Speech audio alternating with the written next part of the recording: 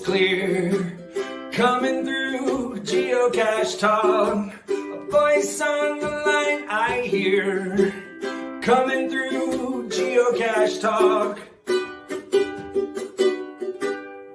It's time for Geocache Talk. Whether you are at work, in the car, or wherever you are, we hope you enjoy this show about the great sport of geocaching. If you're watching live on YouTube, you can be part of the adventure tonight in the chat room and participate with others as they watch the show. If you are listening later, please give it a like and subscribe on your favorite podcasting app so that you can get all of the weekly Geocache Talk goodness. Big thanks to the Travel Bugs for our opening and our featured patrons, Nitty Gritsky, E-Ray Bowl, Hoffer15, Bember, The Happy Hodag, Mom, Dad, Two Boys, Sue's Mom, GSMX2, BKQG Family, Dog Mom of Two, and our new patrons, 1940 Chevy, Joyful Nomad, Gobi Geocachers, and Crime Fighter 89. If you'd like to become a patron, click on the Become a Patron link on the front page of the Geocache Talk website. It's the heart at the very top. Or you can head on over to patreon.com/Geocache Talk for more details.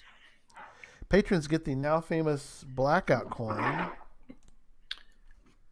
I can Show off. Yeah. More on this I just later. got my old one here, but you've got that one right in the middle. I do. Or down here. Yeah, I got the green one in the middle.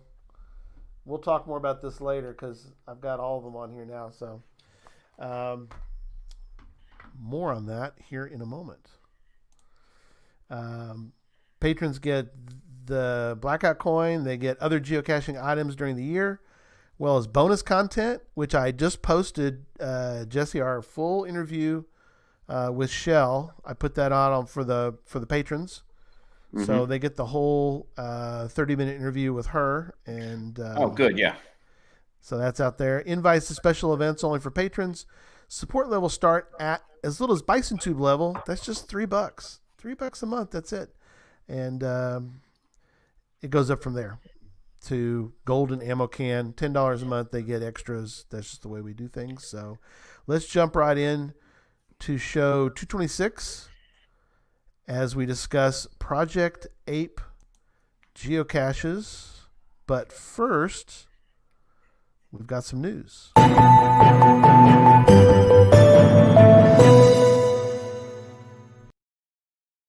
We actually got quite a bit of news. So there is some news right here at the end of the year, right? There is. We got quite a few things we're going to cover real quickly before we talk about the Project A.P.E. caches. First, I have an update for. Remember, a couple of weeks ago we had Tim Green on and Claire, and we talked about the Happy Holidays missions or Happy Holidays mission. So I've got an update. So apparently we made a pretty good impact on that with them. They sent us an email today, and they said, Gary and Jesse, thank you so much for helping to promote this wonderful event this year. With your help, we have 156 missions being sent around the country, world, and planet. In a year of major disappointments, hopefully this will bring some joy and goodwill to others.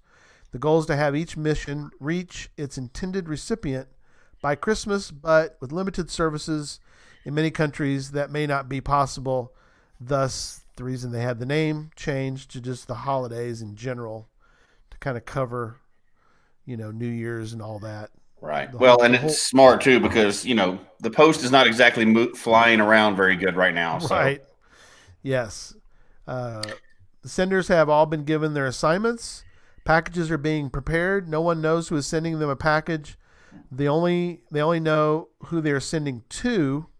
So, Secret Santa kind of thing, if anybody's ever done that before. In a couple of weeks, there should be pictures starting to post from folks that have received their mission. Some will hold them until Christmas or later. Others simply can't wait. And Tim says, him included, thank you again, and the happiest of holidays from Claire, Tim, and Kelly. So thanks. Yeah, it's a pretty neat project. Yeah, that's very cool. So And much like back in a time when, we used to have megas, I know some people don't remember those, but we used to have megas in geocaching. Huh? And that reminds me, the people that put on that remind me of the people that host a mega, right? Like, it's people doing it. It's not a professional company coming in, and they're not getting paid anything to do those things. So, and they do it every year. And we harp on it all the time when there actually was megas. We'd harp on it all the time that volunteer, help out, get involved in things like that, because they just do it because it's fun. They do it to provide fun for other people. That's not part of the game. You don't get credit for anything.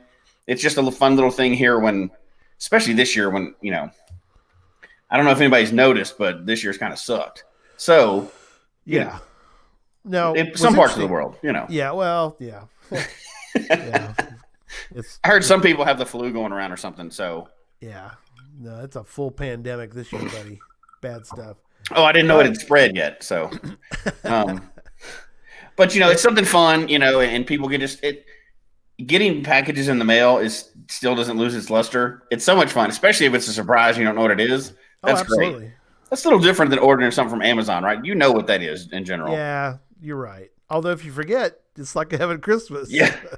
Although, there's a lot of scams on Amazon, and we actually received one of those packages recently that wasn't to us, but it was like a little package of pins that somebody hacked our account or something one day, and we had to change our passwords and everything, and they ordered a pack of pins to our house. That's ridiculous. I guess they were just testing it to see if they could order something and then steal it off the porch or whatever. But so I got some free pins and markers out of it, so whatever. Jinxer says it's the thing that you want to spread. Yeah. For Christmas, so that's good. Yeah. But that segues nicely into something that you guys did. It was sort of a Secret Santa. Tell us about what y'all did. Yeah. Was it today or? Well, yesterday? I'm kind of event deprived right now because we usually have at least one weekly event. Plus, we have a couple of monthly events here. So half of what I do on geocaching is, events and meeting with people. Right. And we've kind of cut those out for a while. Well, we have certain events that people get used to here every year. And one of them is a Bison exchange. So it's an annual Christmas Bison exchange event. And it's like a Secret Santa thing. So we drove an hour to get to that because it was up in Wyoming because it's spread out up there and you can have events still a little bit. In Colorado, it's kind of dense and our numbers are up, so you can't do it here. Right. But now we had to do it outside and everybody stayed apart. And we even took pictures to prove that we stayed apart and stuff. We're all in a big circle, which is kind of silly, but the event was fun. So normally we have it inside a location and my buddy Bearsore and another person, Quinster, is the one that they host it every year. Well, what it is there's this little Christmas tree that they bring, or holiday tree, or whatever you want to call it, right? So this year they had to tape it to an outdoor table at McDonald's because it kept blowing away because it's Wyoming and the wind's 100 miles an hour every day there. Wow. But what happens is, and I even have them right here. Well, what did I do with it? I was playing with it right before the show. It's a great. So idea. Anyway, it's a Bison tube. You bring a Bison tube. Yeah. Everybody hides a present ahead of time. Right. And you have GPS location, and you bring a Bison tube and hang it on the tree. Right. So then, like Secret Santa or White Elephant or whatever they call it, everybody that brought one and hung one on the tree gets to go and pick one. So you pick one, and it's got the most simple version, of course, is coordinates. Yeah. They do cap it at a difficulty 2 to be nice, right? Because we had some new people coming too, but so they should do that, right? Because it's Christmas. Yeah. It's not. It's for fun. It's not. So to be crazy. So you get to Bison. Of course, I had to put a riddle and a puzzle in make mine into a puzzle. But get mine. It's the coordinates. We go find it. Plug it in Cachly or whatever. Right. So here's what I ended up finding. So it's this container. Let's see. You're fine. It's a cool little Christmas themed mailbox. About size of a small ammo can. It's metal. But look at these cool prizes. So there's a set of playing cards that are all geocaching cards. Nice. So that's cool because we're not nerdy enough at our house. And then some cute little Christmas ducks. Yep. It's hard to make those face the right way. It's good. And here's the Bison I selected. So yay. And then open it up. It's got a little thing inside it. And then so these cool little Christmas themed trackables. Mm-hmm. Both brand new, you know. Love it. Should put an activated one in there to send it out, right? Yeah, well, that's for another show. and then from Land Sharks, this really, really cool, and that's metal. That's not even plastic. It's a trackable Christmas ornament for the tree. Sweet. And it's like a legit one. Like it's got signal upside down with the feet hanging out of the thing. That's awesome. But how cool is that? Yeah, it was just this neat. Yeah, they had that in there. And now there's no limit on it. Now they did say limited to $20. These people cheated because that's way over $20 worth of stuff. But it's a neat little exchange. And then so you leave the event. After the event's over, you go and you find your thing, and you know it's a neat way to do a fun event. Of course, obviously it's an event. Nobody has to do it, but just about everybody was there that knew about it ahead of time. Some people found it last second, didn't know about it. They didn't get to play, but there was a couple extra ones there too. So people hit extra ones just to be safe, Yeah. But great fun event, and you don't have to participate, but we do it every year here, and it's just that whole creativity of events, right? We could have easily just showed up and hey, high five, we got a smiley, but really fun event, and those two put it on every year here. And they were struggling this year because they're like, we can't not have it, but how do we make it outside? And so the whole thing was outside. Normally it's inside at a restaurant for, lunch or Starbucks or whatever. But so Pizza Ninja said, hopefully there was no DNFs. Well, they thought ahead of that because that's happened in the past.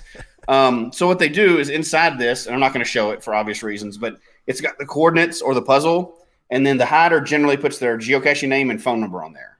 Oh, so everybody's in the area in case there's problems.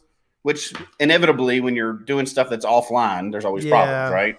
But so it's great. You find it. I actually had to call on mine today. There was a little mix-up in mine, so it was a lot of fun. Fun events, really creative, and people generally that thing is generally packed. This year there's a few other considerations. That's generally a packed event every year. People look forward to it, and it's a lot of fun. So I wanted to mention that just because in the GC code's in the notes for anybody that wants to copy it. There was a bunch of rules and safety guidelines he put on there this year just to make sure, But It was a fun event. It was super small this year. It was like less than a dozen people there this year, but it was a super fun event. So just wanted to mention that one because that's an easy one to do. Yeah. It's really just audience participation and, it's a lot of fun. So they did. It was in Wyoming.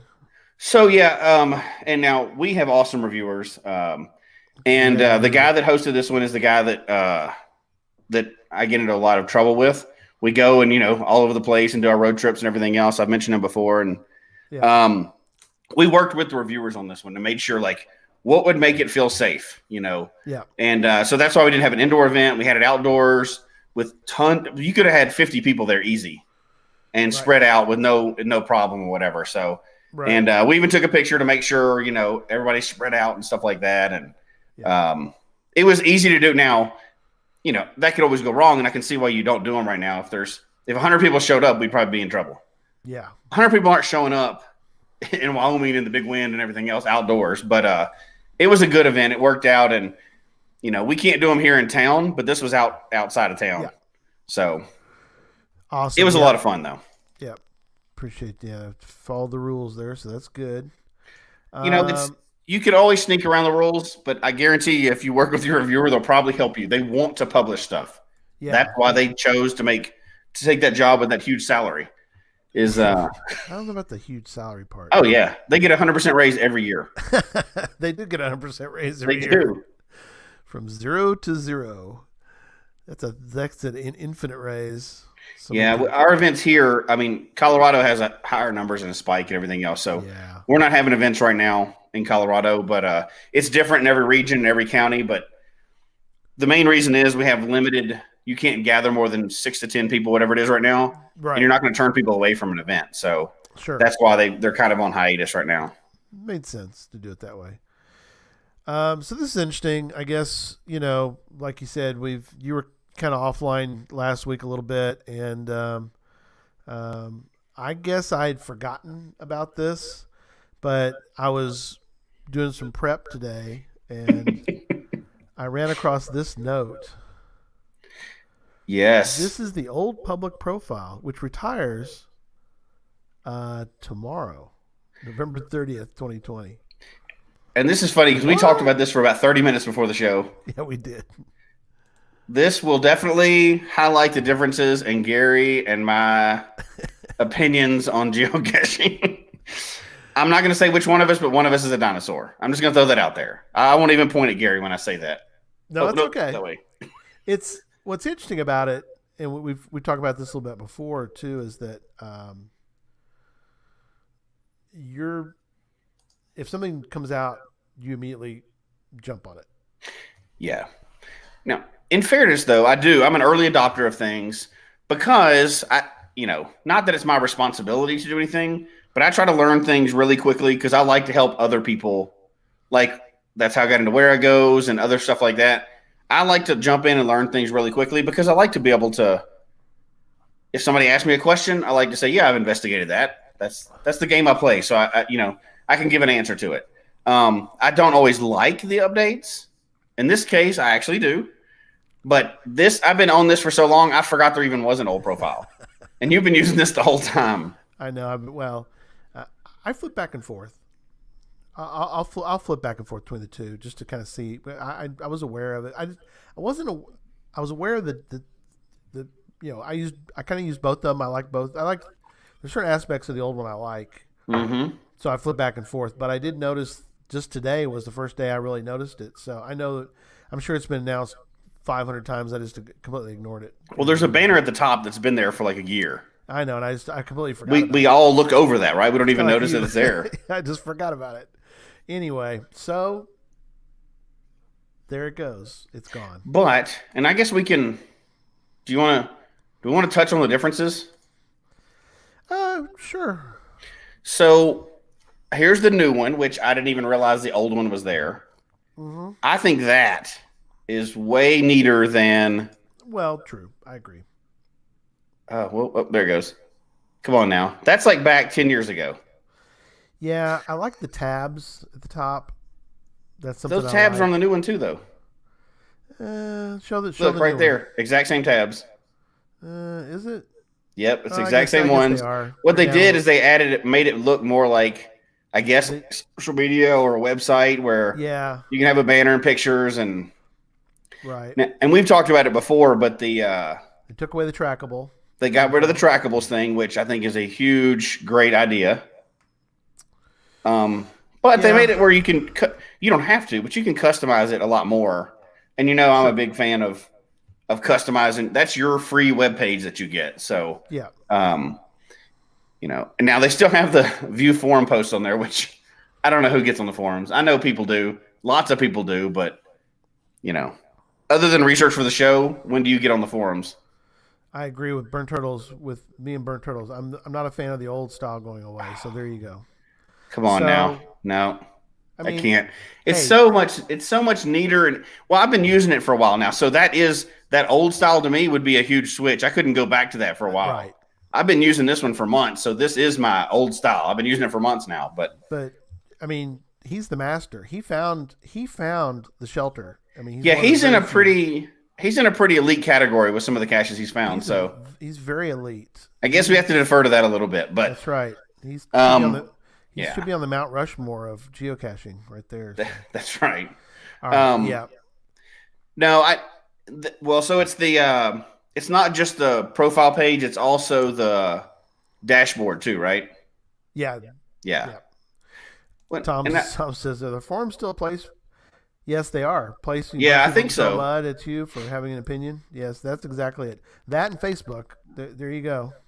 Although, actually, I may be wrong, and maybe we'll do a show on it coming up. But I believe, because I check in there every once in a while, I do not make comments in there because I don't want to get into an argument with a 14-year-old in the Netherlands. But I believe they've done a lot better job of moderating that than they have in the past. I think you're right. They have more people in there that have kind of cleaned it up some. I know in the past it got pretty flamey. I don't know if that's a word. Yeah. Flames, whatever, Lots of flames. Yeah. Trolly? Trolly? Trolly. Let me Google I don't know. Maybe one day we'll do an experiment. We'll put a post in there and see how many bad things it gets on. Put something controversial, right? Yeah, like I didn't find the cache. I just put a new one out to help the cache owner. Yeah. Step back. Just fire and forget, let it go, see what happens.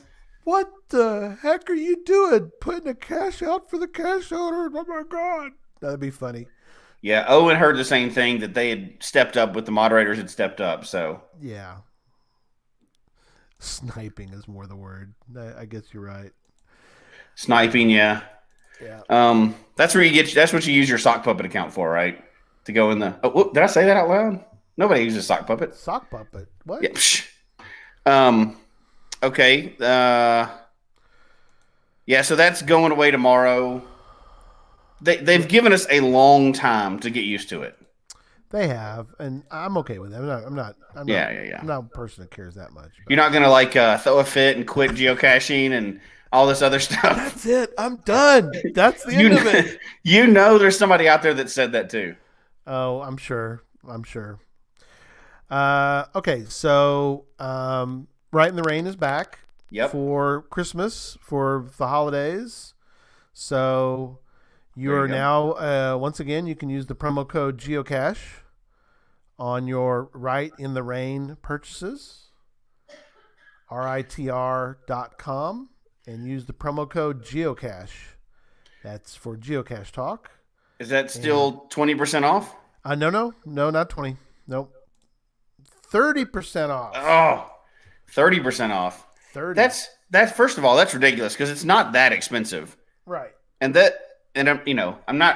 honestly not trying to plug them right now, although we are kind of plugging them right now. But I've got a whole stack of them over here, and when I go to a cache and I find that, I'm super happy as opposed to like that wet Walmart receipt. Exactly. They got a lot of good info on the back of these too. I don't know. Yeah. Fiddled with it really is the way to go. If you're wanting to put out caches, it really is the way to go. Got the little, if you need to. Yeah. And even outside of geocaching, and I don't want to turn this into a long commercial, but Right in the Rain is pretty good. I'm a big fan of it. Awesome. If you do anything in the field, like if you're a first responder, if you do anything in the field, having a good notebook is extremely important. Yeah. If you have, maybe there's somebody, you need to shop for Christmas and you're like, I don't know what to get this guy. I mean, if he's a police officer, I mean, they use Right in the Rain. Anything like inspectors or people that work in the field doing anything right now or ever, or if you even travel at all, they're really good. Now, for geocaches, it's a no-brainer. There is no better log out there for geocache. If you're putting out a geocache, put a waterproof log in it. Unless you live in the middle of the desert, and then you get a pass. But other than that, put a waterproof log in it. Speaking of real quick, yes, right. Tom says, are FTF hounds considered first responders? That's actually pretty funny. I like that. They are first responders. All right, to finish off our shameless plugs for Christmas, I've got 2 books for you to. I'm suggesting 2 books. Ammo Can in the Woods. Those are good stocking stuffers. That's true. Anthology and Geocaching Word Search by Memphis Mafia. I've heard of that guy. Yeah, he's in the forums a lot. He's a good dude. So there you go. Go buy these 2 books. They're pretty inexpensive and they're great gifts. Again, Word Search is all just fun anyway, because word searches are great fun. And we sent a bunch of people a copy of that for my birthday. There you go. And then this one's got some puzzle stuff in it too. Oh yeah, just fun things that mazes, yeah, stuff. So there you go. Go get you some of that. So what do we have coming up? I know we're not going to tease anybody with a huge announcement this week. No, because it's going to happen on the podcast. It is here. So next week, it has made it here. Yep. December 6th is already here. 2020 is almost over. 8-hour podcast of hope. It's no longer 4 weeks away. Let me modify. No, that's not true. It is 7 days away. 7 days away. That is our 8-hour marathon podcast for St. Jude. If for some reason this is your very first episode to ever hear, you can hear it just in time. And next week we're going to do a fundraiser. We goof off all year long, and on one day a year. We raise money for St. Jude. We're going to be doing that. Tons of guests, 8 hours of content, tons of prizes. We're raising money, working directly with St. Jude. So none of this doesn't go to us. We're not. No. This is not for podcasts. This is for nothing else but St. Jude. Everything goes to them. And we've set a goal of what this year? 18,000. Oh, 8,000. Don't even start. 8,000. Going 8,000, for 8. Right. Any dollar we get, we're super happy for. We want to raise $8,000. It's a huge amount for for a small. We're a small sport, hobby, whatever, compared to things that are out there. We're not ESPN, but any amount we can raise, we're going to be super happy. Obviously, we're going to back it with tons of fun content, prizes, everything else, but that's really not as important as raising the money for St. Jude. Yes. All the money. The link is below, fundraising.stjude.org/POH 2020 for Podcast of Hope. I hope people will show up sometime between 4 p.m. and midnight next week. If you are, we do have prizes every hour. Absolutely. Incredible stuff going on. We have a lot of great prizes. And as the Happy Ho Dog mentioned, yes, we do absolutely goof off. Hodag, not Ho Dog. I said that wrong. We do absolutely goof off, yes, on that show too. We goof off all year long, but we goof off on that show. It's a lot of fun, but that's the one that really means a lot to us, and and everybody that listens and gives every year. And Tom asked, do we donate before the show to be in the first drawing or wait until the show starts? So the truth with that one is you can donate at any time. Yes. We do prizes live on the show just to get people excited about doing it. Yes. But if for some reason you can't show up during the show, please still donate to St. Jude. It's not about fame. It's not about getting your name anywhere. It's about donating. We're just trying to encourage people with so we don't really have a way to track that ahead of time for a first. We can. We could, yeah. Yeah. And maybe we include those in the first hour. We'll find a way to do it. But the number one thing is to give money. The second thing is prizes and fun, right? Yeah, I think we'll be okay. If you can't make it and you donate now, we will put you in the 4 p.m. drawing, the very first drawing. That's okay. We can do that. But we prefer for you to wait till that day if you can. If you can't, then you can donate now. Some people have. We've already raised 1,100 of our 8,000, so I'm pretty excited about that. Some of the we got a ton of prizes. Two of the prizes we're giving away, and we'll tell you the prizes every hour as we get to the prizes. But we are going to be giving away not the coins, but we are giving away the coin holder here for the. I don't think you're supposed to show one of those coins yet. I can show all the coins now. So you haven't shown that coin before, have you? Kind of. The top one, our brand new one. Okay, we'll talk about it next week. We'll talk. Oh, you're going to show it now, apparently. We'll talk about the coins. There it is. That's the new coin. Out of the bag on that one. Okay. There we go. But it'll look like this, obviously. But it's got a nice holder. It's very solid. It's wood. It's not some cheap plastic thing. Made by some Chad guy out in Seattle. I don't know. Some Chad dude made them for us. Some Chad guy. We ought to get Chad into geocaching. He'd be good at it. Yeah. But they're really cool because you can put your whole set in there. So there you go. Now, they will be for sale later, but not now. Yeah. But one day they will be for sale. But you can win one and just be done with it. So that's right. It's always better to win one. That's always way more fun. It's always best than having to wait till it gets out there. But we got prizes. Right in the Rain is given a prize. We've got Drives Cash Closet, Arted Crafted's giving away. They're giving away a shirt an hour. I mean, we've got prizes galore. I mean, it's really great. We've got we have just regular cashers that wanted to give stuff. We have an anonymous gift that somebody gave that we're gonna provide that. Scrabble Hounds, last couple of years they give away prizes, and so those are coming as well. So I've got 5 prizes from them that we're going to be giving away. So we joke around about the forums and stuff like that, but those are the ones we make fun of, right? Yeah. Geocachers in general, the good ones, they're generous. They help people out. They do a lot of things. We had to highlight that, and then I know we got to move on to our regular show, right? But Yeah. to highlight that, so there was a newer cacher that nobody really knows, right? Showed up to the event that I went to today, yesterday. Oh, wow. She did it by accident. You know, she saw it was on there, so she went to go check the event. Right. At the same time, she had a car issue.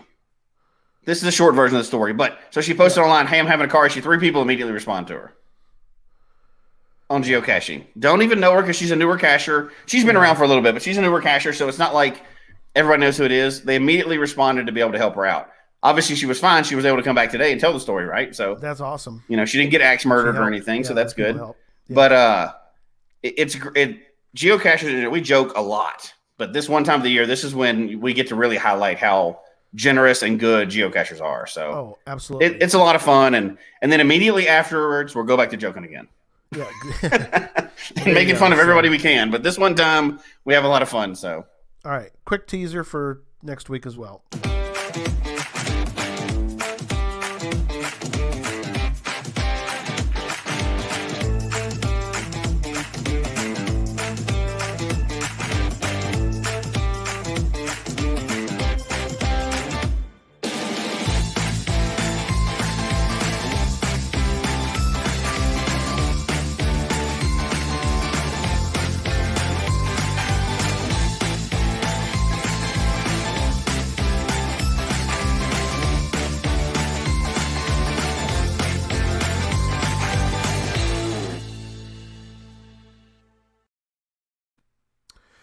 I also confirmed that Brian will be making a major announcement during his hour.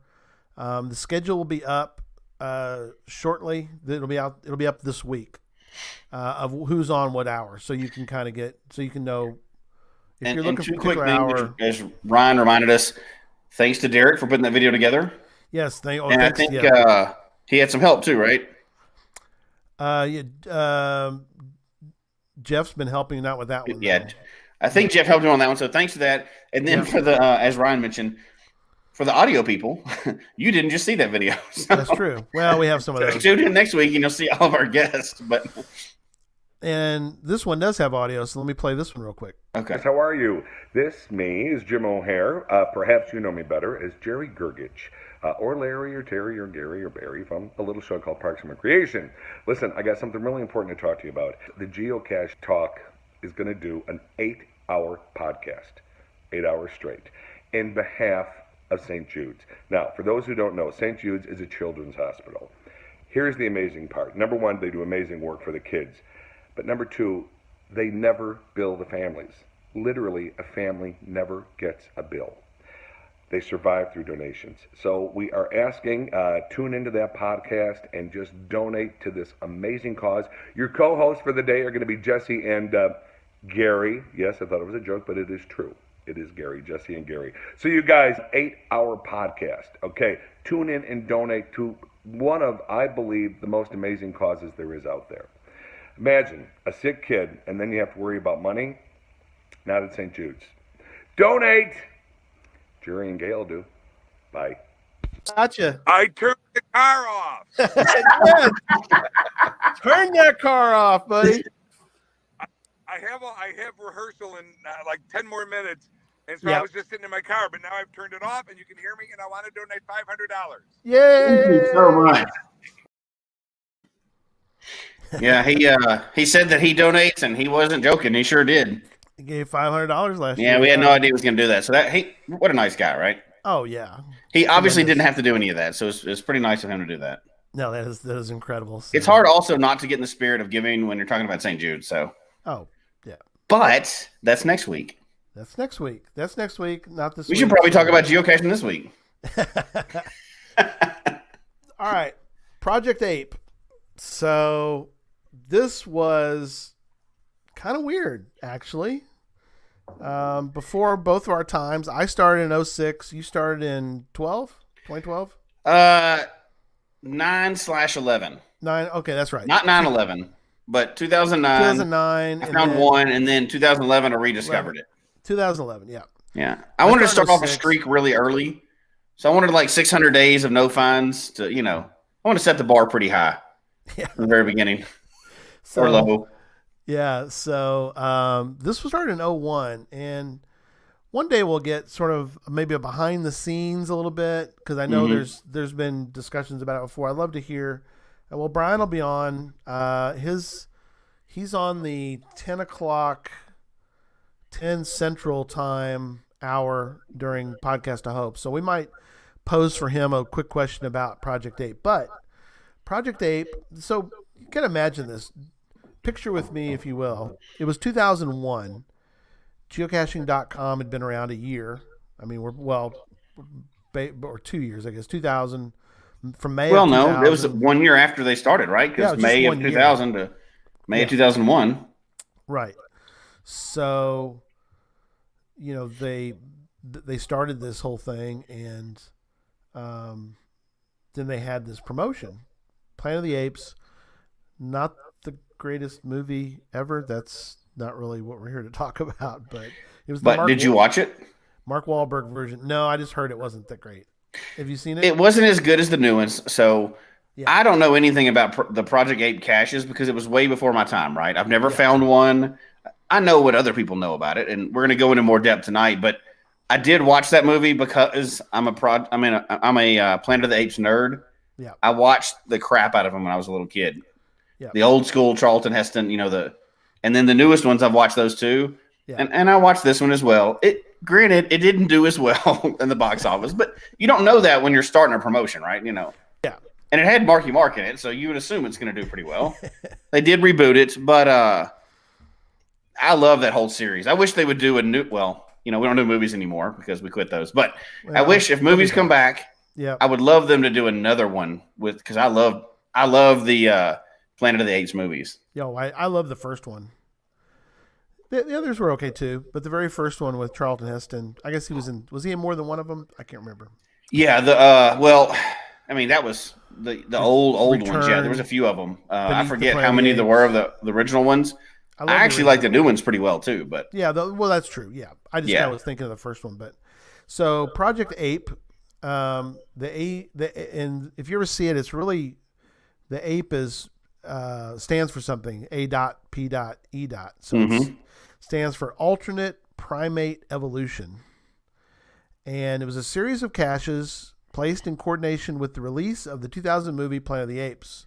The studio that produced the film, 20th Century Fox, formulated a subplot, in air quotes, that had absolutely nothing to do with the movie. Renegade humans were trying to reveal an alternate primate evolution theory by placing artifacts around the world, codenamed Project Ape. Now, what's interesting about this is that they actually put, and they did this later with the Revenant, they put actual studio props or props from the movie props. So they took props from Planet of the Apes movie and they put them in. We're not quite sure. We think there were 12. There's some debate about the 13th. Yeah. Nobody can seem to find the 13th. Somebody found the one near Chicago. That's really cool. RH Cloaks is RH, when you found it, was the movie prop still in it when you found it? So that would be interesting to find out. Yeah. So the movie prop that's in the one in the southern, what's called Southern Bowl, we'll get to that one here in a little bit, from Brazil. It's still in there. So very interesting. So when they were first created, clues were slowly released that narrowed down the potential hiding spot. Sounds like a GT Stash thing. Did we steal that idea? I don't know. We might have. Some clues only narrowed down the list of potential states. Eventually, a clue with the final coordinates would be released. The first person who found the cache had the potential to receive one of the various movie props hidden inside the container. Props included torches, bowls, blinds to blindfold the humans in the movie, I guess. All considered minor props, aka not expensive or key plot pieces. Obviously, they're just out there in the wild. The series of caches typically involved large ammunition cans, and I mean, you've seen The them. big ones, yeah. They're huge, yeah. Large ammunition cans painted with images of apes from the film on the outside. 14 caches were placed in a series of missions numbered 1 through 12. One was special movie. We'll get to that in a minute for the movie premiere. And there was a mission 10A and a 10B. Evidence points to a potential mission 13, but no cache page has been found for it. So I guess it never made it to geocaching.com's web database. Some of the caches didn't last beyond a couple of finds, and we'll see that here in a minute. Yeah, we'll discuss that. Yeah, because some of them they're crazy. To date, only 2 remaining active in the original. Well, only 1 remains in its actual form. I should have said that properly. Mission 4, Southern Bowl, located in Brazil. That's the only one remaining in its active, or only remaining in its original form. Mission 9, Tunnel of Light, was located outside of Seattle, Washington, but was archived in the summer of 2011. I forgot that this was that long ago. Mm-hmm. 2011, after the cache was smuggled. In late 2016, the cache was found. Well, the cache was found, at least parts of it. I guess they were able to put the ammo can back together again because they found them, but they were just kind of broken. But they I thought they found the whole ammo can. They did, but it was broken. But they were able How to do you repair break it. one of those things? I don't know. Maybe it wasn't. I thought the top was broken, but Maybe the top was missing or something. Yeah. On March 10th, 2017, Geocaching announced that it was going to reactivate the cache in August. If anybody remembers, back then they did a poll survey to find out what people wanted to do, and a couple of the options was let it be, forget about it. One was put it back out where it originally was and unarchive it. One was to put it in at headquarters, make it a museum piece. So, do we want to discuss that now, or wait till the later to discuss that poll? We can talk about the poll now. I think I want to. There's some more I'm going to read, but okay, go ahead, because there's so many things that have happened around this promotion. It's pretty interesting. There's some good discussion points. So a couple more things, then I'll wrap up. So the Mission 9.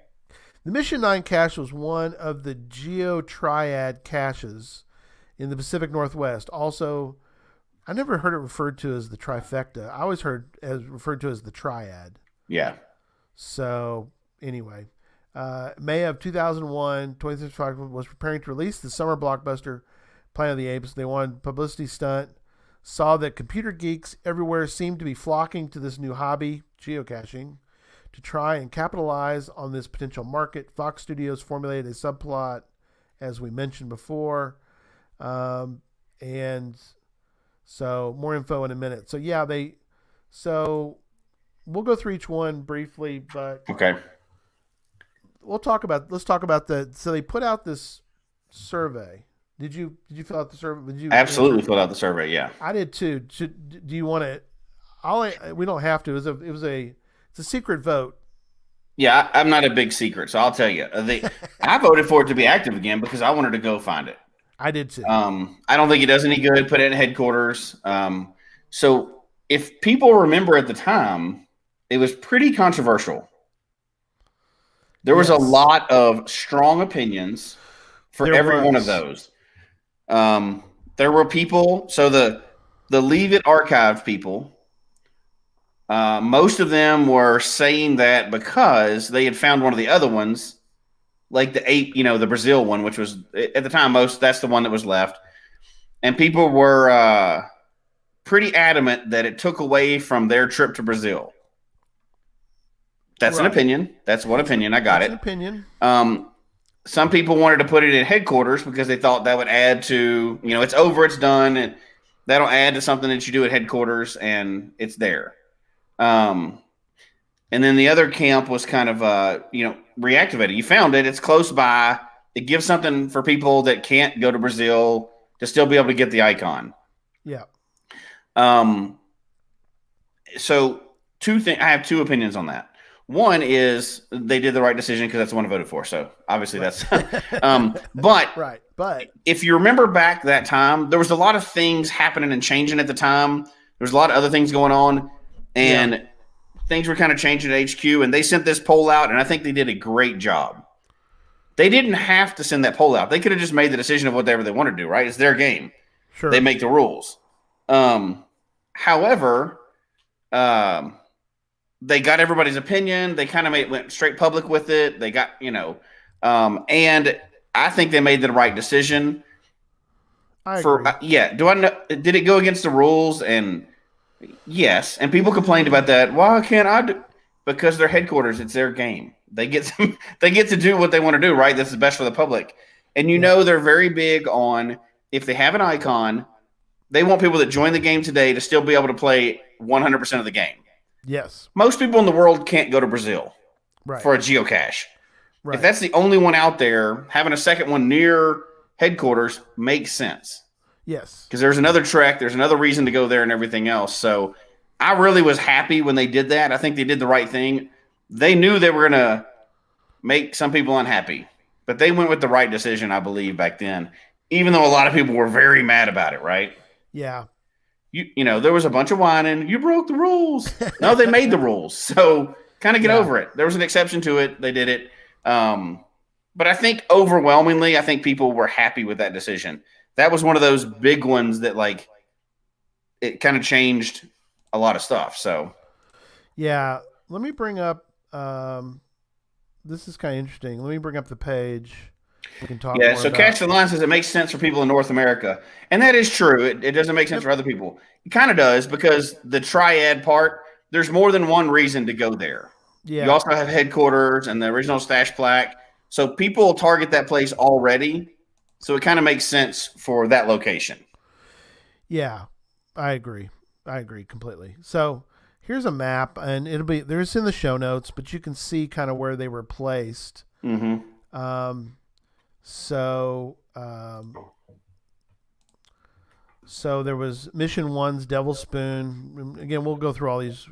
Club Suave was actually up near Portland. So that could have been one they could have left there, I guess, in theory. But they couldn't, that one. Tunnel Light up by, south of Seattle, southwest of Seattle. The one over by Chicago was, we mentioned earlier, called Blind Canal. Mission 12. Mission 3, which also is kind of bizarre, is called Graham's Link. It was over by New York City. There was a special mission premiere in New York. That one was out there. Mission 7 was Crab Creek. It was in Maryland. Mission 10A was River Bearer, and it was near Atlanta. And then overseas there was Southern Bowl, Brazil. There was one called Meridian Snake, which was in the UK. It was in England. There was one called Asian Arms Mission 6 over in Japan, and there was 2 down in Australia. One in North New South Wales, Mission 8, Waddle's Edge, and then another one called Mission 11, Talos Sand was that one. So Ryan just sent us in some information about, and it's got listed all 1 through 13. Yeah. 13 being the special mission Planet of the Apes premiere. So that may be the missing 13 one. Could be. I've got I have a list as well that has special mission was at least listed between 8 and 9. 10, so you got 10A and 10B, so that creates 13. Well, special mission on this list from way back when is listed in the number 13 slot. Oh, is it? Okay. So we can that may be the missing. They didn't call it 13. Maybe it was just in the 13th slot. So that's where that confusion comes in, probably. Right. And somebody mentioned that they wish they reactivated all the ape caches and had them on all the different continents. And there's another comment there for the same thing. Yeah. That would be pretty neat, right? If they had one series of caches on every continent, that'd be pretty cool. Yeah. Very cool. All right. Let's start at the beginning. Let's start the first one. So I'm going to bring that one up. We won't spend a lot of time on every one of them. There's quite a few. But before you start that, do you think if they redid this now, because people are kind of joking in the chat room, they need to do a new one? Yeah. First of all, I'm way more pessimistic about people than you are. You're nicer than me. But if they had a fancy, all these, unless they were bolted to the ground from the inside, I would assume these would immediately be gone and be on eBay or whatever people sell stuff on now. A fancy painted thing with stuff that you can sell. The internet is way too. I think it's different now. I think people would immediately steal them. Yeah,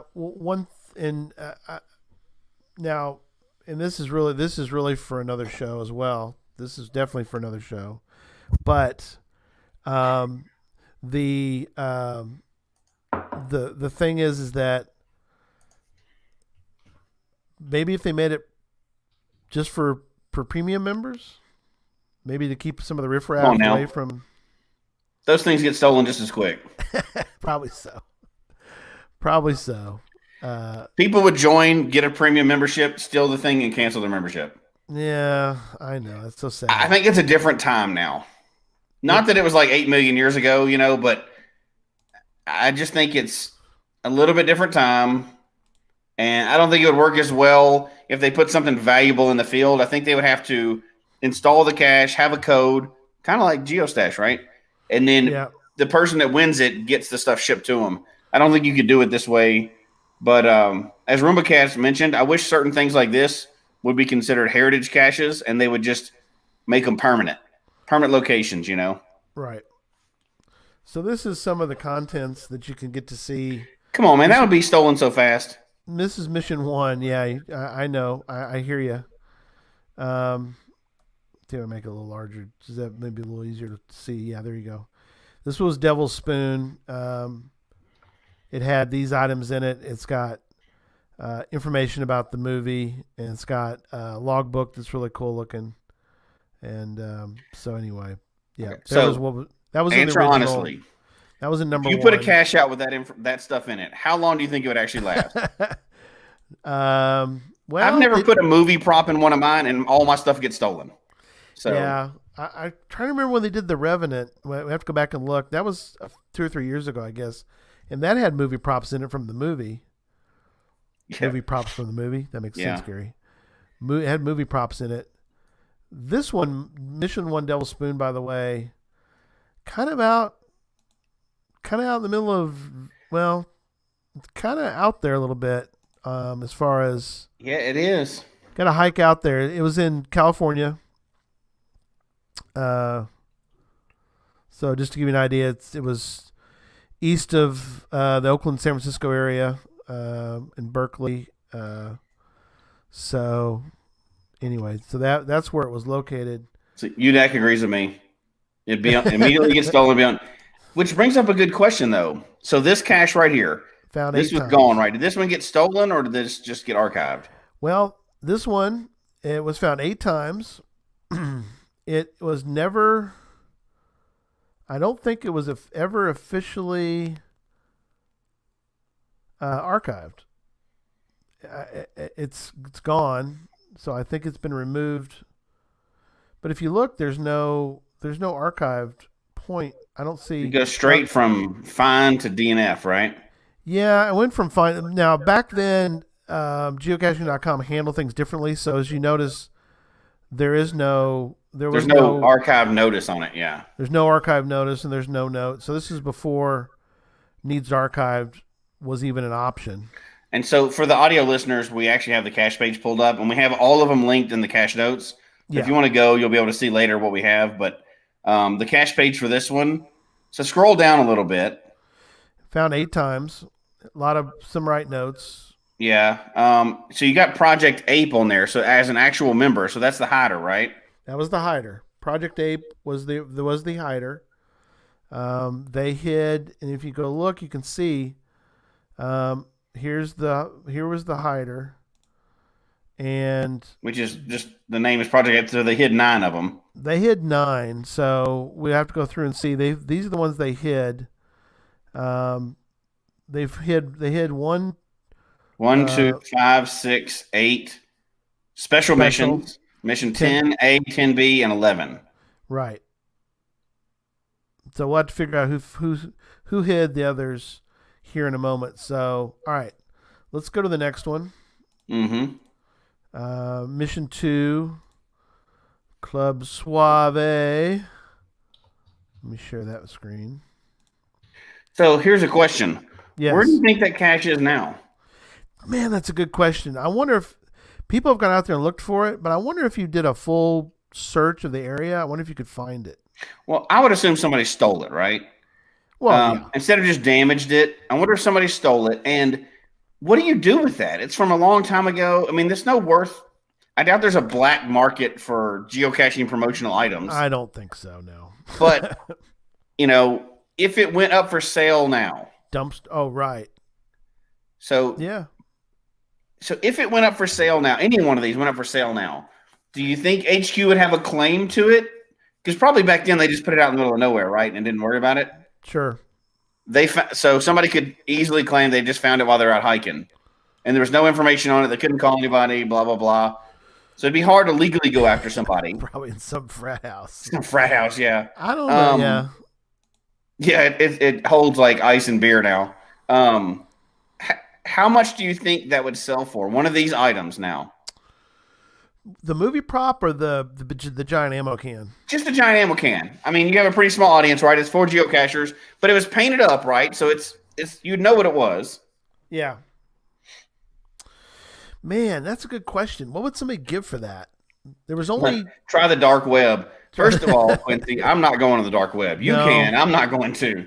No. I don't even like going to the forums. I'm not going to the dark web. There's too much. I'm not trying to get my neighbor murdered. You like going to the light web, let alone the dark web. Yeah, but if you want to go on there, let me know. If you can buy it, let us know because we want to. I'd love to. $300 or $400. I'd love to own that. It'd be funny. $500. I bet it'd go for more than that. Well, chat room, what would you pay for it? Yeah, if that's it was a good legit. one. If it was legit, if it wasn't like stolen. No, whether it's a legit or illegal, we don't care. Because this is theoretical. So what would you pay for it? What would you pay for it? And how do you verify legitimacy? Well, I think the original ones were painted up, right? They were, and they had a special Project A.P.E. Logo on the. You'll see it here in a minute. But all right, here we go. Let me bring up the next one. This one, no favorite points, by the way. A lot of these don't have any favorite points. Of course, this is before favorite points were around, so can't give them too much grief. It doesn't have any. When did they start favorite points? When were favorite points started? That's another good question. I don't know. We've talked about it before. It's been a while. Yeah. 06, 05? Later than that. Yeah. Oh, okay, so you got me off track. Here we go. I know. Okay. Let's go back to it. It was found 8 times. This one did archive, but so there were some problems. I wasn't satisfied with the one and only DNF that got the cache archived was a newbie and 2 finds. Ground zero is about 150 feet from a popular fishing dock, and in a likely area that apes would go to relieve themselves. The arrow actually pointed out 20 feet into a thicket. They can say confidently the cache is gone. Found a few times. What's interesting is a lot of these people back in 01 found it. Some of them are still around. This person logged it and then put a big note. So it's kind of cool. I always love when they have a lot of good notes on it. Yeah. But there's not really any. So this is A.P.E. Central. This is different than the Project A.P.E. member. Yeah, let me see. A.P.E. Central. Were they the ones that hid the others? Cache Alliance's favorite points came in 2011. 11. Okay, there you go. Okay. So there you go. This one didn't have much. Look. It says so. Authorities have that one because that says it was removed by the authorities, doesn't it? Did it? Let's see. I wonder if that's in an evidence locker somewhere. Yeah, really. Hey. And how do I get a hold of it? How do I buy that? Yeah, you're law enforcement or former law enforcement. Maybe call them and say, "Hey, I need to talk to you about something." And that's right. So relatively easy find. This person says They were the third group to visit. Evidently, the first one on the scene with one of the old timers of the game. Old timer in 01? I don't think so. I hope he's watching. Well, in your post 01, now. everybody was an old timer. I guess so. Okay. All right. On to the next one. We got several to cover. So let's go on to 3. I'm on a new mission. I'm going to find that cache and get it.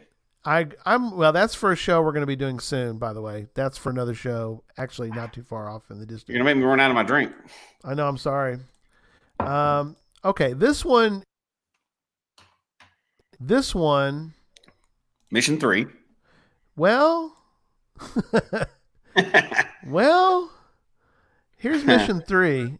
Now, Woo, you're about to hit one of my pet peeves, and you know we're going to run out of time on this one. yes, I know. We got time. We got time tonight. We may I go. I will discuss my pet peeve quickly when you get to that point. We may go a little long on this one Okay. tonight, so that's okay. We're providing a lot of good holiday info for folks. So, all right. So this one, you're looking at it and you're going, "Huh, this doesn't look right." It's a traditional, Gary. This is not a Project Ape cache. Well, So look, first, before we even switch that, click on the owner of this one. oh, Planet. Yeah. They have several finds. You could contact them. So that's a real person. Yeah, they found 1,352. They were online. When's the last time they were on? They visited today. So this is an actual cacher, not a group Project 8 thing. No. So, but do we know this is the same as the original one? Yes. This is the same cache, but look, the public profile will retire. Okay, never mind. Yeah, we know. Squirrel.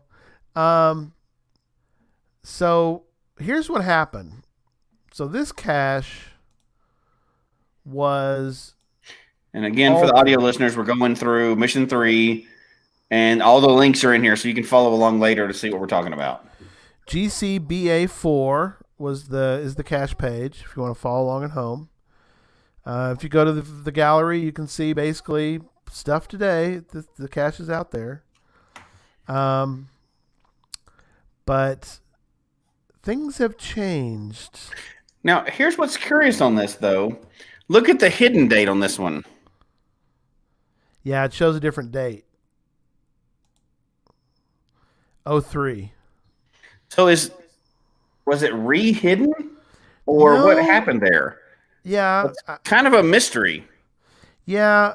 Planet might be able to fill in the gaps on this one, but the original obviously is gone. The cache was formerly a Project Ape cache, a cache hidden with permission from Planet of the Apes.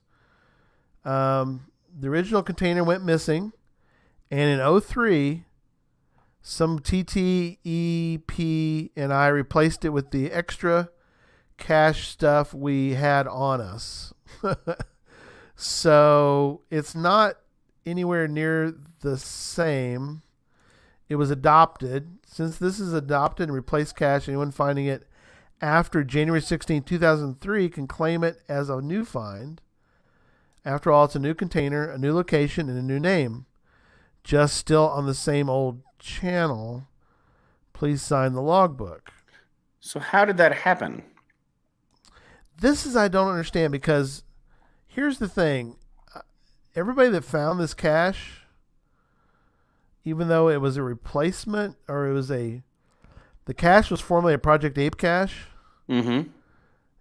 If you go look at all the people that found this cache now to this day, none of them, well, unless you found a different one, but they don't get credit for finding a Project Ape cache. So here's the other thing. They removed it. Right. But if you go down to find the first person that found it, Yes. that takes a long time to do. Takes a little bit of time.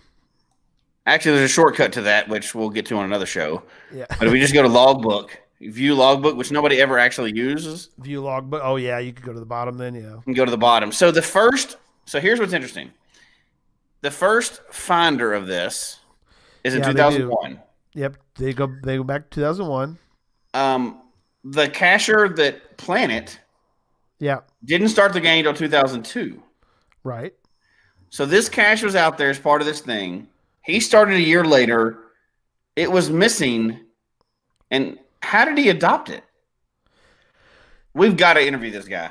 We'll get some more info for sure, because this was a bizarre one, because we talked about, and when this is something this is definitely a hot button for you, in the fact that anybody who found it, legitimate finders of the Project Ape cache, had their icon ripped away from them. But we don't know that that's true. Well, we don't know the story on this one yet, right? Right, but there's too much information here. We don't know what's going on. Yeah. This looks like it's still an active. Now it's traditional, but the guy came along afterwards, after the promotion was already going. It seems like he adopted the cache somehow. Adopted it. And now it's a traditional. Right. Anybody who found it back during the time when it was in 01, like the very first person that found it, I went to their page and looked at their stats. They don't get credit for a Project Ape. So how would it be possible? So who originally hit it? And how did it get adopted? It was a Project Ape one. Yeah, but fake news. Who? That's so weird, right? It is very weird. Now, first of all, just to be clear, we're not blaming anything on the dude Planet that has No. Because obviously you can't just adopt people's crap without their, something happened there. HQ allowed it, or something happened and it changed hands. So we're absolutely, yeah, we think we're gonna absolutely find out we got to find the story on that. We're gonna do some investigative journalism, right? Yeah, we'll do some checking on that one. But yeah, you're right. Just finding your way. The first finder doesn't have it doesn't have that icon. Right. But it's not listed under that icon. Was it ever originally listed under that icon? I think it was.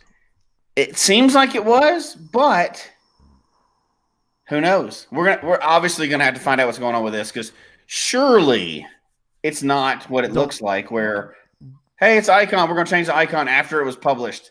It is, but that doesn't make any sense, right? I mean, Jeff's right. Jeff's made a note. Says may not have realized all that would change by changing the cache details without making a new list. And again, we're not blaming the dude that owns it, just to be clear. But how would why would HQ allow the changing of the icon like that? That seems weird. But back in 03, what did they do? Yeah, but I mean, that's a pretty major promotional cache there that you would just change to a traditional. I don't know. Especially nowadays, when we talked about before, what's the last time we had a new icon? 2012? Labs. No, labs are before 2012. Right. The lab would be considered new. I'm talking about a traditional. Yeah, a regular icon. Giga was the last one, right? Which one? Giga. Yeah, that's a new icon. That's kind of a special icon, though. That's an event type, right? I mean, yeah. And if you kind of count it, they've changed a bunch of stuff recently, but that's a whole different show. It is, because they've changed the community in 10 for 10. The virtual icon looks different. There's some other. Well, I mean that. I mean they reallocated some old icons into new ones with what they intended to this year, which got kind of crazy, right? Because the community events and everything else. Community celebration is a new. Yeah, one. They brought that back. It was an old thing they brought back, and that's sort of a special one. I like that. Change it back. Yeah. Yeah. So anyway, that one, the Return to the Planet of the Apes, Return of the Planet of the Apes, is definitely something different than the rest of them. That one is bizarre. All right, on to number 4. Okay. This one is Mission 4, Southern Bowl, and things are really changed as far as you went from basically 3 favorite points to 495. 495 favorite points. But in fairness, this is one that has been out there the whole time. Yep. And we've done a show on it before. It's an awesome cache, and there's stuff built around it to do it, and a geo tour and everything else. And a lot of people are traveling to get this one. Yes. It is it was adopted by. I think it was adopted by the folks that are down in that area. And so, I mean, it has an owner who keeps track of everything. Mm-hmm. What's interesting is that I don't think it's been found this year very much. Let's see. When was the last time it was found this year? 229. So That before cache isn't- COVID. Before COVID. So it makes sense that it's been a long time. Well, the park is closed for an undetermined period of time beginning March 21st. Yeah. So you can imagine that there's no. Yeah. Now, and it looks like that's a park person, right? Yeah, that's the owner. J.R. Intervalis they're the owners.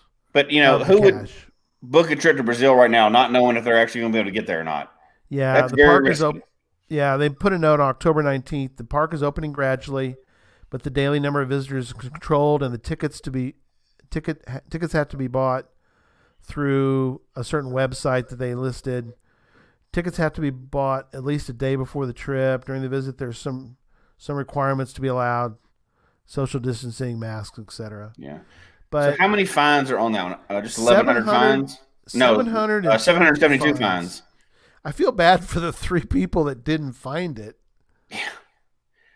And here's Rock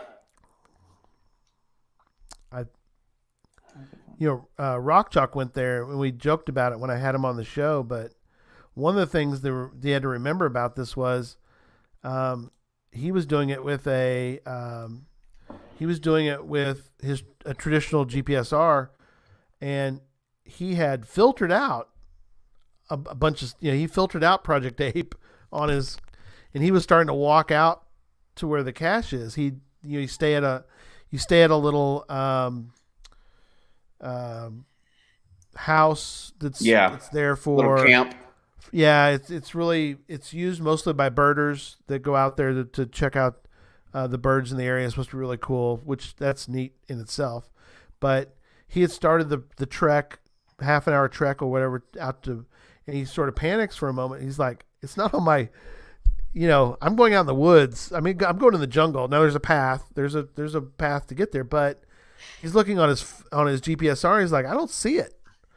And then he realized that to our show.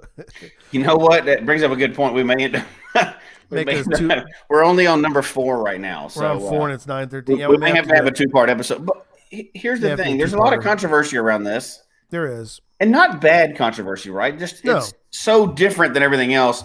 And and that's one of the things is that we're trying to talk about tonight too, which we're running out of time quickly, I know. But yeah, we'll have to. Things are very different with this than they are with everything else, but these are different than every other cache. They are.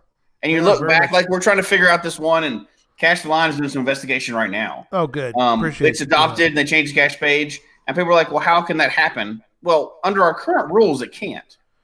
Just like burying caches and a lot of other things that have changed over the years, it's hard for us to imagine how somebody could just take over a cache. Right. But things were different the year after geocaching started, right? They were still trying to figure everything out. So I think we'll reach out to the guy and see if we can have him on, but there's a lot more to that story. Yeah, we need to find out more about that one. What's interesting is that I can't stand this new profile. Where am I going? I can't even. Where? Come on, dinosaur, adopt it. You got to adopt it. It's way better. Where I can't find anything on this page. Where's my own stuff? Where's my own hides? I can't even see it on this page. Go to profile. Oh, view profile. Okay, there's the old page. I feel better now. All right. At least for one day, I'll feel better. Just give it up. You'll get used to it. What if I take one of my own caches and try to change it right now to a multi? Can I do it? Yeah, try it out. So here's the question: while you're playing with that, dang it won't let me. Dang it! Now you can change a lot of stuff on there, but that's a whole pet peeve we don't want to get into. Right? Date. You used to be able to, by the way. You can change a lot of stuff on there. Well, before it was published, you can't, obviously. But even after it's published, there's still some things you can change. Which I don't think you should be able to, but I don't make the rules, right? Difficulty rating, size. I can't really change the location. Well, if I try to change the location, the reviewer's gonna go, "What do you think you're doing there, buddy? You can't change it. You can't move the cache to Arkansas. It doesn't work like that. Well, you can only change the GPS location a few feet at a time. I think it's 50 or something like that without a note, and then the reviewer can change it. But you can change the size. You can change the difficulty and terrain. You can change all kinds of stuff on there. And as a matter of fact, I think you can – well, they changed it now. But as of like last year, you could change the hidden date after it was published. That's a terrible plan. Yeah, the DT should be locked after. Jesse is yes, he is correct. Jesse does think that after the first. I think after the first find. Before after that, the first find, yeah. Now I know they say that things change throughout the year, but you're messing with people's stats, right? And that's a stat that they recognize as HQ. It's not FTF. It's a real stat they recognize. Yeah, they have an auto for distance. And by the way, don't do what I tried to do one time, which was I had. And this is pretty rare. I've got a lot of finds, or a lot of hides, but I did mess up one because I was in a hurry trying to get one ready for an event, and I messed it up. And I was like, dang it, people are going to go out and try to find this thing. And I was like, what if I move it a few feet and then change it, and then move it a few feet and change it, move it a few feet, change it, and then change it and change it and change it and change it. And change it.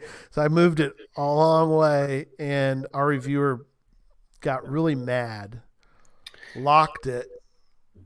And so it's like, whatever. And he would not. It's an abuse of the system, but it's an abuse of the system, right? I mean, you didn't leave it open like that. Yeah, you can. No, you're right. Just finding a way. You're right. You can ask the reviewer to move it. Yes, you're right. I'm talking about just me willy-nilly going, hey, this cache is now in Alaska. You know, yeah. It doesn't work like that. So, all right, next one. Let's do a couple more, and then we will wrap up. And we do have a lot more here than I realized. So, all right. Well, you know what? Let's do a couple more, and then let's do a part 2 to the show. Yeah, we'll do a part 2.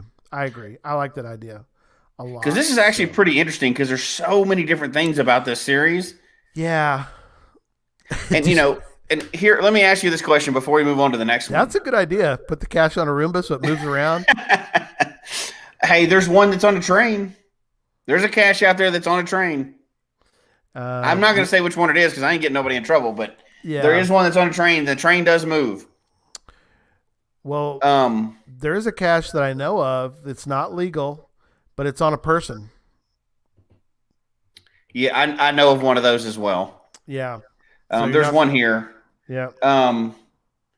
And as Cache the Lion is saying in the chat, there were caches with hidden dates decades before geocaching for puzzles. Yeah, for puzzles, right. Which I don't even want to get into that. That is so ridiculous. It's not even funny. But if you wanted something to be like July 4th, 1776. We don't have time. We don't have time to get into that poppycock. That is absolute hullabaloo and is ridiculous. No, here's the question. Okay. And we may not even have time to answer this tonight, but do you think, since we were just talking about mission number 4. Well, they are disallowed as long as you follow the rules. If you don't follow the rules, you can do anything you want. But we're just talking about number 4. Yes. Do you think, and this is one of the big arguments was in the forums and everywhere else, when they brought back the Tunnel of Light, yep, that diminished the value of the Brazil ape cache at all? Yes, it did. Oh, okay. Interesting. I think it diminished it, but not enough for me to say that it shouldn't have been brought back. The ISS, yes, well, they are correct. That cache is that one does move. That was brought back. So I don't think that cache is that cache even active anymore? I don't think it is. No, I think they locked and closed that one. But you know what? Don't get so caught up on the rules that HQ can't do something fun every once in a while. They did an April Fool's thing one year when they had all those out, and people were logging them, and they're like, you can't log these. Now, they all ended up being a note at the end. But people lost their mind on stuff like that. Yeah, that's almost for another show, too. They put those ones in the ocean, and they put them on Mars and all these places. Yeah, those were great. That was fun. It was April Fool's. It was fun. It was a lot of fun. But what's funny is I put a trackable. I dipped a trackable in one of them that was in the middle of the ocean. Yeah. And they took all those finds. Remember all those people found caches, and they changed them all to right note. Mm-hmm. I still have miles on that trackable for going all the way to the middle of the ocean. See, They didn't fix that. in fairness, most people in the chat room agree with me. It does not diminish the Ape cache. It The diminishes Brazil it. one, because it's still Brazil. You still travel to Brazil, but that's a whole show, right? We could talk about that. We've discussed that before, but I know people were upset because they're like, I went to find the last one. You still went to Brazil to find a geocache, dude. That's awesome. Oh, no, I agree. I agree. But yeah. how many people no longer travel to Brazil? They'll travel to Seattle. Not this year. Throw this year out the window. But who are like, I got to get every icon. They got all the other icons. And they're like, I got to get the Project Ape icon. Oh, I don't have to travel to Brazil for that anymore? Oh, well, I'm not traveling to Brazil then. Now, I understand that some people will travel here instead. Right. But you didn't travel to Brazil. If you travel to Brazil, that's a whole different experience. Oh, sure. No, Yeah. I'm not saying you shouldn't. Yeah. In fact, I encourage you to go when, Right. again, a normal year, because we've talked about that before. It's a great pre-COVID. We talked about putting together a group to get down there. It's a great trip. The people that run the house that you go to, they feed you and take care of you, and it's just a great, that's all well. You can go with a group. Daniel Flieger in Germany, usually he's had groups go. Joshua went on that trip, and because you can include in that finding a couple other countries. You can make a little. Oh yeah, and again, it's tour. the experience, right? Now, obviously, this is coming from the guy that's hard pressed to even actually log caches. Yeah. I'm not good at logging caches. I'm 100% there for the experience. Not that I don't like stats, and I want the experience. Like right now, what I'm working on, even through COVID, is trying to get all the old ones. But there's no checkbox for I got all the old ones. It's the experience of making that challenge for myself and going and getting them. So I guess everybody plays the game differently, but and you can get caught up in stats. Yeah. But you really should be going after the experience, right? That's just my opinion. Everybody plays it differently. You can do your own thing. Yep. But anyway, I still hope to get there one day. Oh, I do. I really do. So let's look at another one real quick. And Mission 5 was called Fork in the Canyon.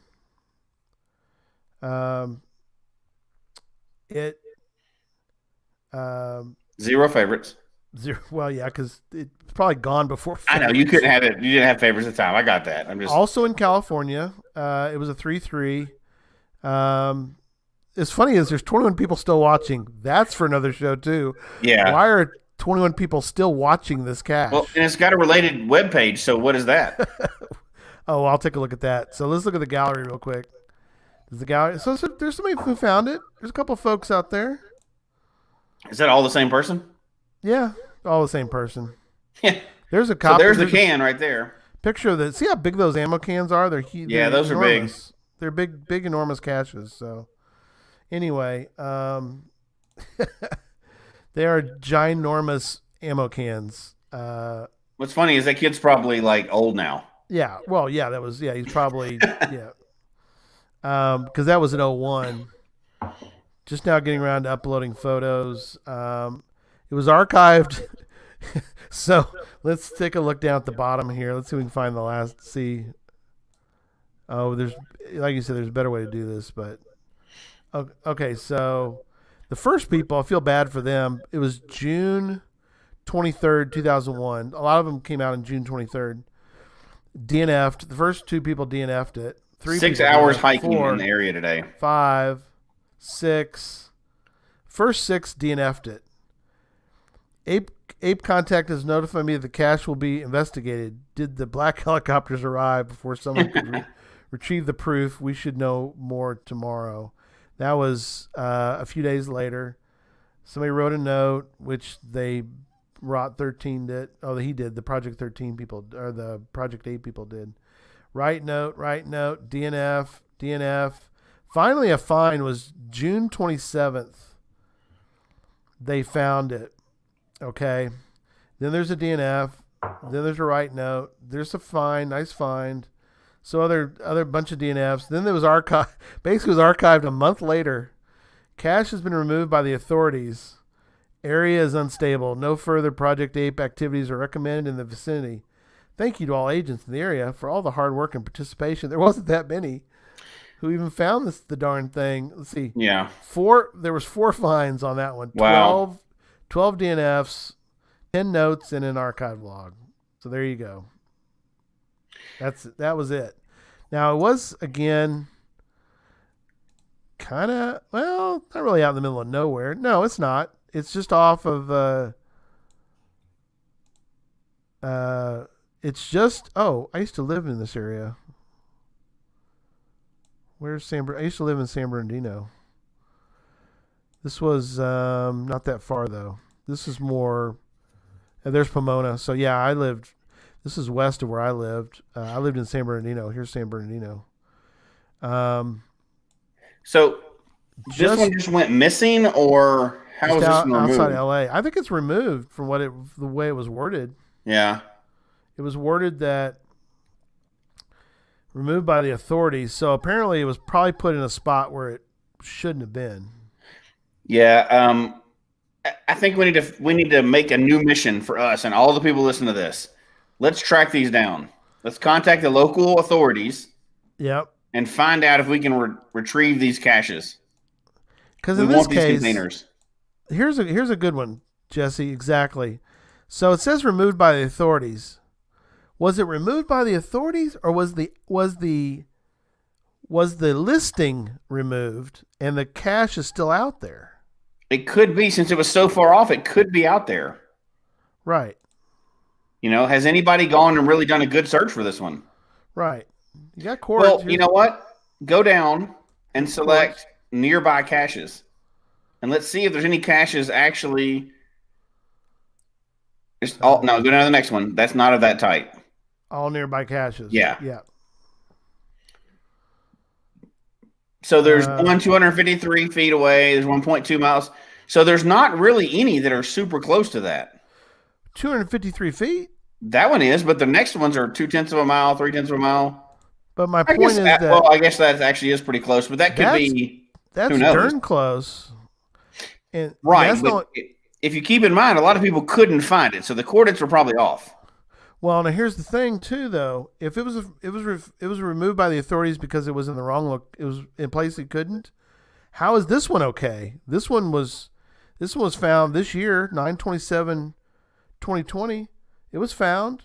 Nobody said anything about this cache being. 19 years ago, permission has probably changed, right? Well, true.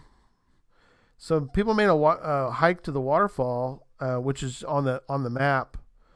Is there a photo? So there's the one that's, well, it's not really, it gives you much info. I mean, that's not in the same area as the other one. No, but it's only 253 feet from the coordinates of the.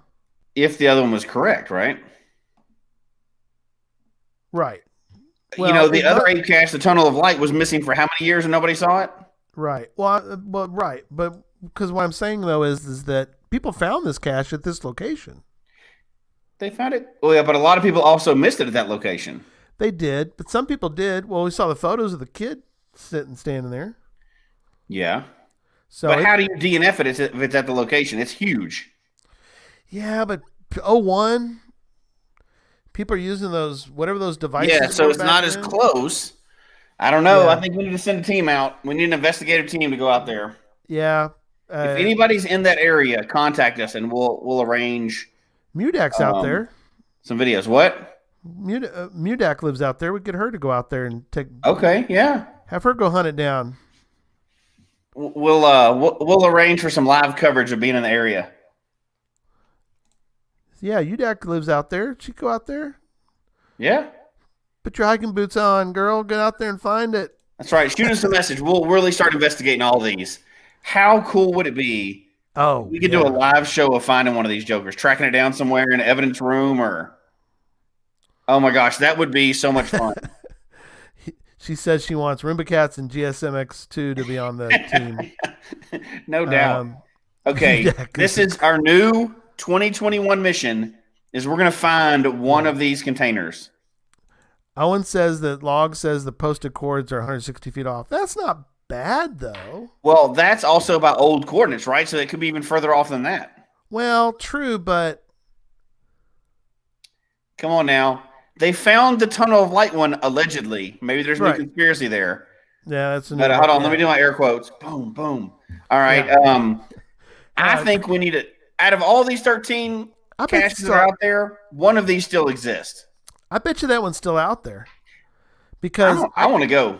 I bet you it's still out there because, as Coon and Bud says, post 9/11, giant ammo cans set off the authorities. Now, I don't think it was that though. I'm wondering if it was removed just because. We should put up historical plaques at these locations. Where would you get that idea from? I have no idea. Yeah. Hey, you know what? If we can find where this thing is, we'll do something huge with it. Yeah. We need some teams. We need people to join our investigative teams. 2021, 20 years after the event, after this promotion, by the way, 2021 will be. That's our new mission for next year is find one of these mission caches. Oh, I know. The Barsky and Gas Station Tuna, those two yahoos, they go out there with you. They're crazy. They'll go with you on that. Okay. They'll go do it. I'm excited. We have a new mission, which ties in Mission 2021. Find one of the original 8 cache containers. Jesse's Christmas vacation. Yeah. Burnt Turtles is in. Hey, now if you want to find somebody to find something that can't be he found, is good at finding those, no doubt. You take Burnt Turtles with you because that guy will find it no matter what it is. So how big of a story would that be, though? Oh yeah. Well, huge. that's how they found the last one. They took a team out and they just started searching the area and they found it. Yeah, they just put a team together and said, "Let's." And it wasn't even that far away from the original location. So right now, I think 5 has the best chance because there's a path to it. Yeah. People go, well, there's a cache only 250 feet away, so you go find that while you're there. So here's my suggestion. I say on the second half of this show, because we're going to have to do another one of these. Yeah, well, we'll do another one because we only got to 5 and there's 13. But on the second half of the show, we cover all of these, plus we develop a way that we can send teams out to recover one of these. We have to recover one of these in 2021. We need to get one. The 20th anniversary of these, we can recover one of these. Yeah. We maybe ought to have events again. So you can do a CETO for the area, get hundreds of people out there, and start searching, like grid search pattern in the area, like they do on detective shows, right? Yeah. Except for we're really, really, really don't want to find a body. We want to find we don't want to find bones. We want to find this container. I bet we could, out of 13, we can find one of them. It's a good idea though to find a cacher or somebody who would willing to go with you, who's search and rescue. That'd be nice. So that does help having that background. There's really a lot you can consider when you're doing search and rescue stuff. So yeah. Now, when you were law enforcement, did you have a separate division for search and rescue, or how did y'all handle? Well, I worked in 2 different jurisdictions, and yes and no. So when you have a search and rescue, depending on what it is, you would partner with fire. You would partner with a lot of people. Okay. It depends on what you're searching for. If you're searching for evidence, that's a pretty small thing like this. Sure. You could grid off the area. Everybody has a section, or you'd walk in a line pattern and you would go so you can't miss anything. Right. That'd be hard in this area. But if you're searching for a body, you have tons of volunteers. It's a huge operation. So there are search and rescue classes and training, and there actually is search and rescue teams that are volunteers that come out. Now, they're not coming out to find a geocache. They come out to find like missing kids and stuff, right? But we can do our own version of this, and we're gonna out of the 13, we're gonna find a container. Even somebody volunteered to go on the dark web. I'm not doing that, but somebody else can do it. We're gonna find one even if they're stolen. That's our new 2021 mission. Let me share this page real quick. I know we're gonna wrap up for tonight, but this is interesting. So, you can walk out to this location. I know it looks like it's a little rough, but again, you're not far from. There's a road. Yeah. You're not far from L.A. I mean, there's the major city right there. There's Los Angeles. So you go up these in here. I'm sure there's parking because People go to this waterfall, Monrovia Falls. So it's just south of Monrovia Falls, if I say it right. Monrovia Falls. So it's not far from there. No. I mean, and there's a trail through the woods to get to there's a trail to get through here. There'd be, look, there's some pictures out there. There's some photos. To get you a general idea. What could possibly be a cooler prize in geocaching than finding a 20-year lonely cache that everybody assumes is missing? Right. There's people walking, see? People out there walking. That's some rough area, though. You can see how easily you could be 100 feet off. Oh, yeah. And not see that cache. Oh, absolutely. But you could find that, I think, if it's still out there. Now, you got to do some more investigating, I think, because it doesn't say. It just says, well, and there's photos of people finding it. Well, there's photos of one guy finding it. Yes, So but that guy would be an adult now, right? So let's say he was, how old do you think he was in that picture? 13, 14? Is he still even an active cacher? I don't know. Well, let's see. So the first thing to do would be able to track that guy down and get him to come out there with you, right? Yeah. I mean, he's probably grown now, 30, 35, 40 years old. I don't know how old he was at the time, but it was 20 years ago. Yeah, he finished. He doesn't find many, but he did visit it.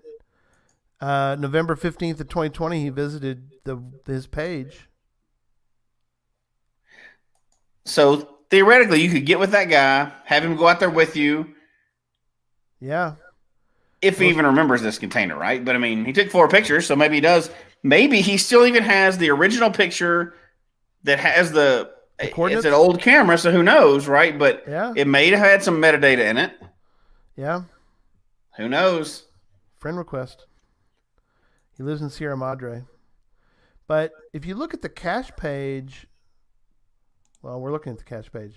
And Castellan says that he bets that all of them have been searched for. Maybe, but the original one wasn't found for a long time, and they made a big deal out of it. They sent a whole team out to do it. So who knows? Yeah, see, the thing about these is that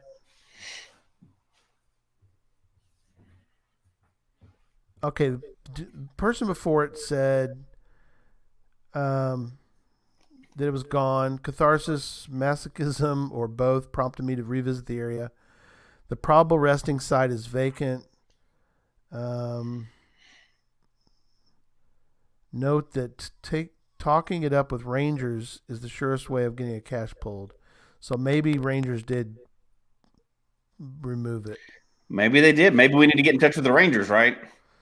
Yeah. So we're going to start an investigation team for all the A.P.E caches. Because there might be some still out there. This one might be gone, but that one may be, but who knows? There's a bunch of them out there. So yeah. Now, here's the question. And I would say answer it honestly, but I can't make you do that. If you were to find this, yes, would you A, donate it back to HQ as a historical cache, or B, hold on to it forever and brag about it? We put it in the Geocache Talk Museum, wherever that's going to be. That's right. Yeah, they're still talking. Yeah, Mudak's talking about it. eBay. eBay. Maybe. And, maybe it's worth giving a phone call. Maybe somebody still remembers back then. Who knows? But there's a lot of investigation that could be done. It may or may not have been done already. Yeah. But it'd be nice we could put together a whole report and put it out there so people will know. Yeah. Well, and obviously you want to go places that are obviously legal to look in. So. Plus, it's not like when you go there's not other caches to pick up, right? No breaking That's a fun experience just to go out there and not find it. Well, there's a cache 200 feet away, so you still have a good there's trip. Several caches on that trail, so still have a fun trip, yeah. But so obviously we have to split this into 2 shows. We had no idea it was going to be this long, but I think now we have a whole new goal for 2021. Either 1, find one of these, or 2, confirm that all of them are gone and on the black market now. Yeah, because the person who says They don't know. They don't know what happened to it. They don't say. They're speculating that talking it up with rangers is the surest way of getting a cache pulled. He doesn't know that. There's no evidence that is what happened. Well, we don't know until we know the story, right? It's like Dateline, the cold case stuff. And here's the other thing: is a lot of people had trouble finding this cache. So there's plenty of people who would just give up because they'd say, "Oh, well, it's archived, therefore I'm giving up." So we need a phrase for this. Instead of cold case team, we need like the cold cache team or something. Yeah, we got to come up with something. So somebody send us in a good. I like that. A good cold cache team named Cold Cache. Yeah, they're dead and gone, but what happened to them? We got to figure it out. We need cold cache investigators. All right. That's excellent. Okay, no cache left behind. There you go. No cache left behind. Yeah, the Rangers are probably retired. Yeah, but you know what? They're probably still alive. So I think it's still out there because I think that they probably just said, you need to pull this from your website. And they probably said, all right, we'll pull it. So they cold cache team. There we go. There you go. Perfect. Okay. Yeah, we need another hour and a half or so to really develop our team for next year. We do. But alas, this is all for tonight. Oh, dang. Cache Scene Investigator, CSI. CSI, that's good. It's on. We have a new 2021 mission. There we go. Yeah. I love it. Okay. Okay, next week, we'll see everybody 4 p.m. Yes. Next Sunday, 4 p.m. 4 p.m. Central Time. Join us, and you're going to have a great time. I'll post the schedule this week, but every hour is going to be tremendous, and you'll have a lot of fun. So join us. 4 p.m. Central Time. 4 p.m. Central Time. That's right. Till midnight. And we'll have a lot of fun. We're going to raise $8,000 plus for St. Jude. Woo, that's so much money. I know, but we're going to do it. We're going to make it. But you know what? I'd be super happy if we're able to do all that and send it to St. Jude. That'd be great. Oh, yeah. We got to end childhood cancer. I mean, there's a lot of horrible things in this world. That is one of them. Yeah. Anything that we could complain about right now with COVID is nothing. Yeah. In comparison to what those families are going through. Childhood cancer. That's horrible. We got to end it. So, all right. We'll see everybody next week. Well, there's a show Tuesday night, Gadget Talk. There's a show Thursday, Challenge Talk. Mm-hmm. So watch those shows, and then we'll see you on Sunday. Folks, we hope you've enjoyed the show tonight. Please email us your comment at geocachetalk@gmail.com. Don't forget to follow us on Twitter, Instagram, and Facebook. The show can be found on Apple Podcasts, Stitcher, Radio Public, or Spotify, as well as at the Geocache Talk website. Don't forget to click that subscribe button below and ring that bell notification so that you can see and hear the show on a weekly basis. And tell your friends about the show. Get them involved with us in the chat room. And until next week, don't just talk about geocaching, go geocaching. There you go. Good night, everybody. Hi, everybody.